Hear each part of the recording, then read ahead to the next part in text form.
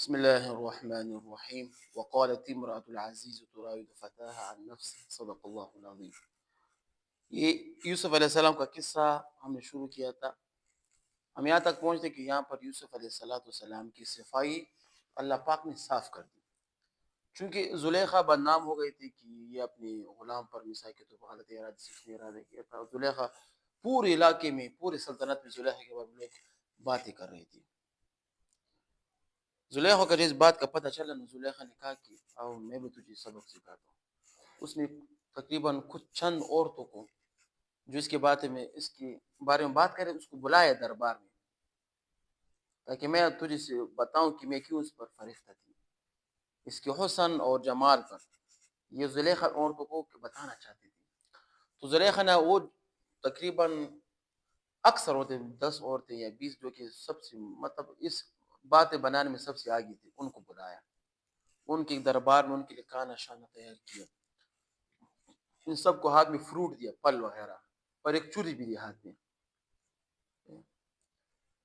جیسے ان کے ہاتھ میں اس نے چوری دی نا، تو عین موقع پر زلیخا نے یوسف علیہ السلام کو بلایا کہ آؤ کچھ کام ہے، تاکہ زلیخا ان عورتوں کو بتا سکے کہ میں اس پر کیوں فرشتہ تھی. جو ہی وہ عورتیں جن کو ہاتھ میں پھل دیا تھا وغیرہ، چھری بھی دی تھی، کہتے ہیں جیسے یوسف علیہ السلام اس دربار میں آئے، ان کے حسن کو دیکھ کر عورتوں نے اپنی انگلیاں کاٹ لی. اس کو پتہ نہیں چلے کہ ہم سیب کاٹ رہے ہیں کہ انگلیاں کاٹ رہے ہیں. وہ کیا ہوتے جو انسان ایسے بس حیران رہ جاتے ایسے. کہتے ہاذا ملک کریم، یہ تو انسان نہیں بلکہ فرشتہ ہے. ان ھذا الا ملک کریم، یہ تو انسان ہے بلکہ فرشتہ ہے. ان کے حسن و جمال کو دیکھ عورتوں نے سیب کو چھوڑ کر اپنی انگلیاں کاٹ لی، ان کو پتہ نہیں چلا.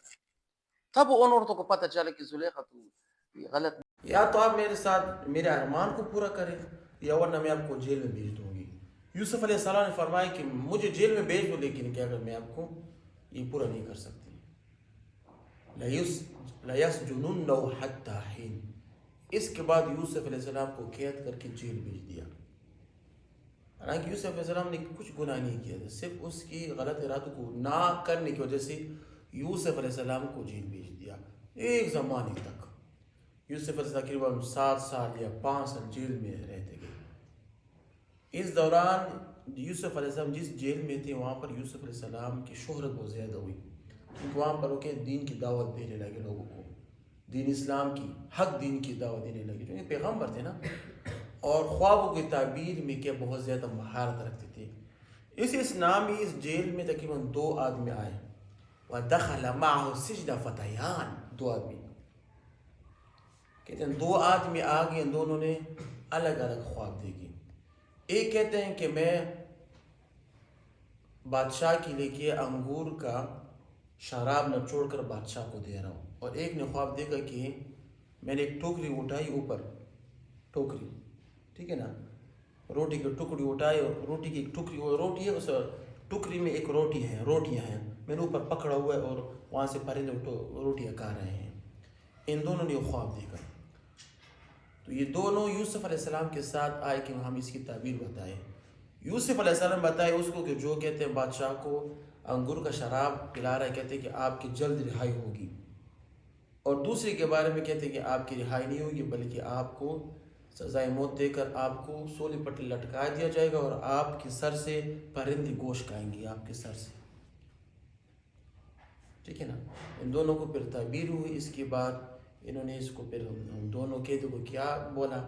پھر اس کے بعد بادشاہ کے دربار میں یوسف علیہ السلام کا تذکرہ کس طرح ہوا، بادشاہ نے پھر کیا خواب دیکھا، اس کے بعد یوسف علیہ السلام کی رہائی پھر کیسی ہوئی، وہ انشاءاللہ ہم اگلے بیان میں انشاءاللہ تعالی بیان کریں گے. وآخر دعوانا الحمدللہ رب العالمین.